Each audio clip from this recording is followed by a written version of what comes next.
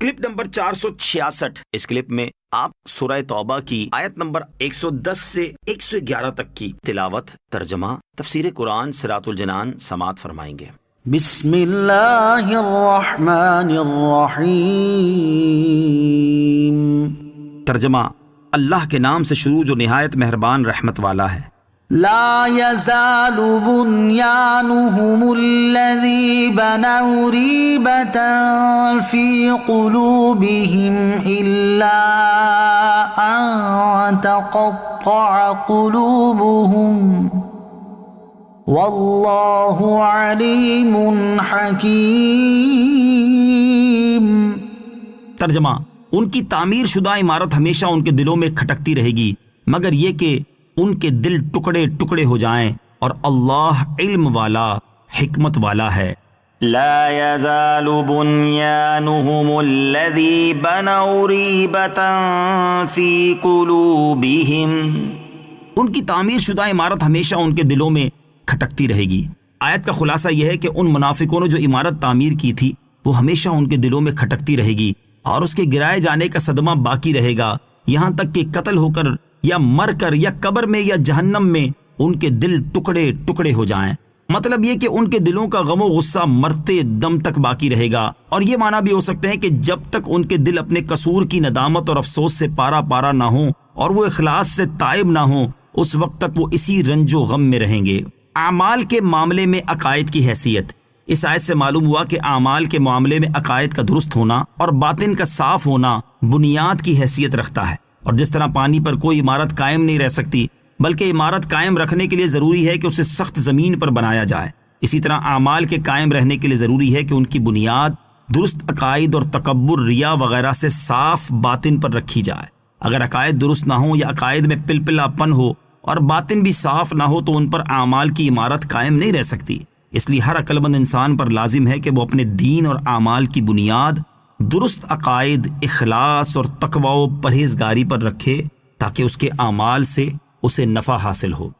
ان اللہ اشترى من المؤمنین انفسهم واموالهم بان لهم الجنہ يقاتلون في سبيل الله فيقتلون ويقتلون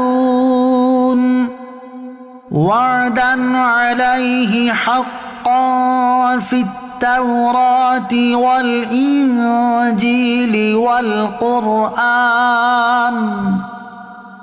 ومن أوفى بعهده من الله فاستبشروا ببيعكم الذي بايعتم به وذلك هو الفوز العظيم۔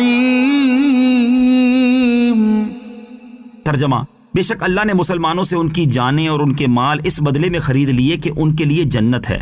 وہ اللہ کی راہ میں جہاد کرتے ہیں تو قتل کرتے ہیں اور شہید ہوتے ہیں، یہ اس کے ذمہ کرم پر سچا وعدہ ہے توریت اور انجیل اور قرآن میں، اور اللہ سے زیادہ اپنے وعدے کو پورا کرنے والا کون ہے؟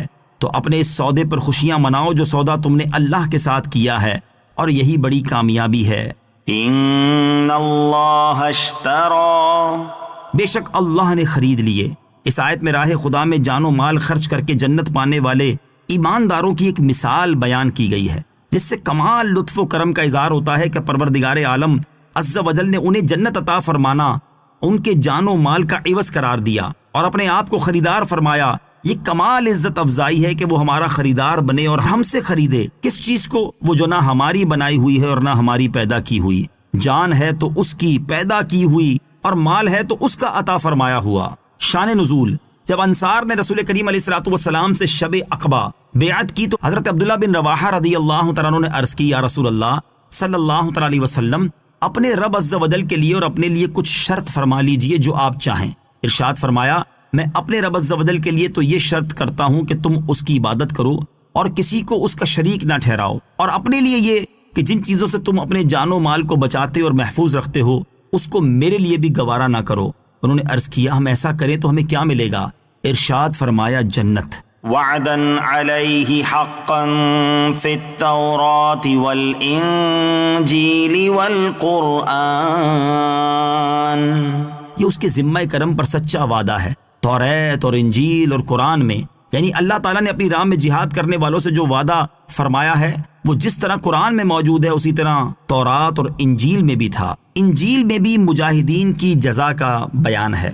عیسائی شور مچاتے ہیں کہ ہماری کتابوں میں تو ایسا کوئی وعدہ نہیں ہے۔ یہ ان کی انجیل سے بھی جہالت کی علامت ہے کہ اولاً تو آج کی انجیل تحریف شدہ ہے۔ اب اگر ایسی آیت نہ بھی ہو تو کیا اعتراض کہ جب قرآن نے یہ فرمایا تھا کہ اس وقت یقیناً موجود تھی، ورنہ اس وقت بھی نجران وغیرہ بلکہ خود مدینہ طیبہ کے قرب و جوار میں عیسائی موجود تھے اور قرآن کی آیت پر اعتراضات کی بچھاڑ کر دیتے۔ اور ثانیاً یہ کہ آج کی انجیل میں بغور دیکھیں تو اس مفہوم کی آیات موجود ہیں۔ وَمَنْ أَوْفَى بِعَهْدِهِ مِنَ اللَّهِ، اور اللہ سے زیادہ اپنے وعدے کو پورا کرنے والا کون ہے؟ کیونکہ وعدہ خلافی کرنا معیوب ہے۔ ہم میں سے کوئی سخی وعدہ خلافی نہیں کرتا، تو اللہ تعالیٰ جو کہ سب سے بڑا کریم ہے وہ اپنے وعدے کے خلاف کیسے کر سکتا ہے؟ جہاد سے متعلق یہ سب سے بہترین ترغیب ہے۔ فَاسْتَبْشِرُوا، خوشیاں مناؤ، یعنی تم بے حد خوشیاں مناؤ کیونکہ تم نے فنا ہو جانے والی چیز کو ہمیشہ باقی رہنے والی چیز کے بدلے میں بیچ دیا، اور یہی بڑی کامیابی ہے۔